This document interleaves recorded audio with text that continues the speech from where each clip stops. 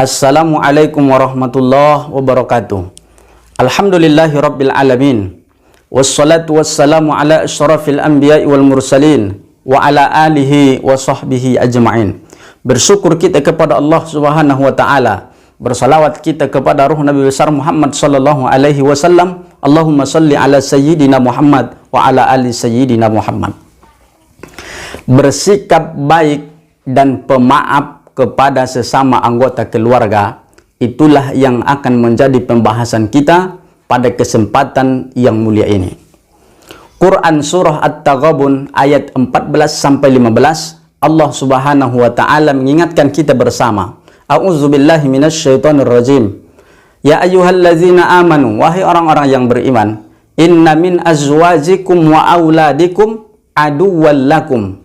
Sesungguhnya sebagian daripada istrimu, sebagian daripada anak-anakmu, aduwwal lakum, menjadi musuh bagi kamu.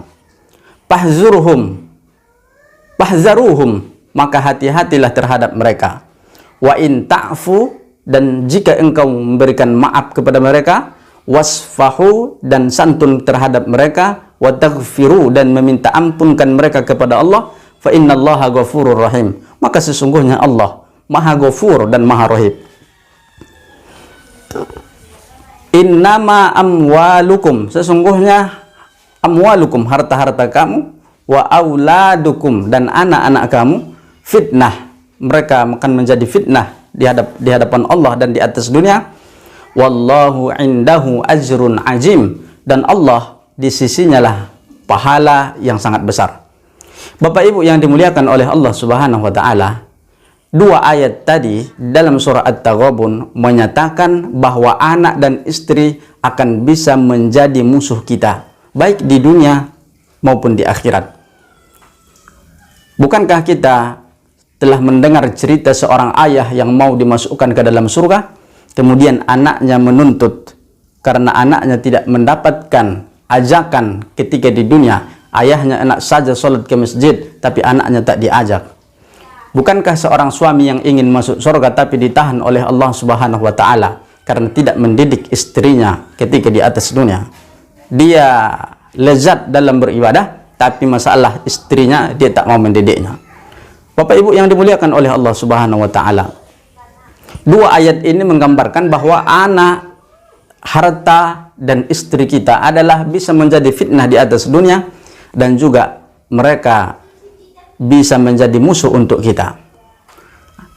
Bagaimana caranya agar tidak terjadi permusuhan antara keluarga atau anak kita tidak menjadi musuh kepada kita di atas dunia? Minimal ada 5 caranya menurut Al-Quran. Yang pertama, orang tua kepada anak hendaklah berbicara dengan tutur kata yang benar. Ini adalah pelajaran yang sangat luar biasa. Agar anak tidak menjadi musuh di dunia kepada orang tuanya, maka mulai dari kecil, seorang orang tua hendaklah berbicara dengan kata-kata yang benar kepada anaknya. Allah Subhanahu wa taala mengingatkan kita dalam Al-Quran, wal yaqulu, maka hendaklah mereka berkata qaulan sadida, perkataan yang benar. Hari ini anak sudah diajari, dipersembahkan kata-kata bohong dengan orang tuanya, maka anak itu besok akan berbohong terhadap kedua orang tuanya. Lama-lama apa? Lama-lama anak berkata kasar terhadap kedua orang tua, maka terjadilah permusuhan di atas dunia. Maka dengan kata-kata yang lemah lembut, kata-kata yang benar yang diajarkan oleh orang tua, maka itu juga lah kata-kata nanti yang akan diberikan seorang anak kepada kedua orang tuanya. Yang kedua, Bapak Ibu yang dimuliakan oleh Allah Subhanahu wa taala, anak terhadap orang tua hendaklah berkata perkataan yang lemah lembut, perkataan yang mulia. Allah Subhanahu wa taala mengingatkan kita, wa qul lahuma qaulan karima, dan katakanlah terhadap kedua orang tua qaulan karima, perkataan yang mulia, perkataan yang bisa menyenangkan hatinya. Sedangkan yang ketiga, agar anak dengan orang tua, agar istri dengan anak dan suami tidak menjadi permusuhan di atas dunia, maka hendaklah suami terhadap istri atau sebaliknya istri terhadap suami hendaklah mereka berkata yang baik-baik saja. Al-Quran menjelaskan, wa qulna qawlan ma'rufa, dan hendaklah mereka mengatakan kata-kata yang ma'ruf, yang benar, agar menjadi contoh untuk anak-anaknya.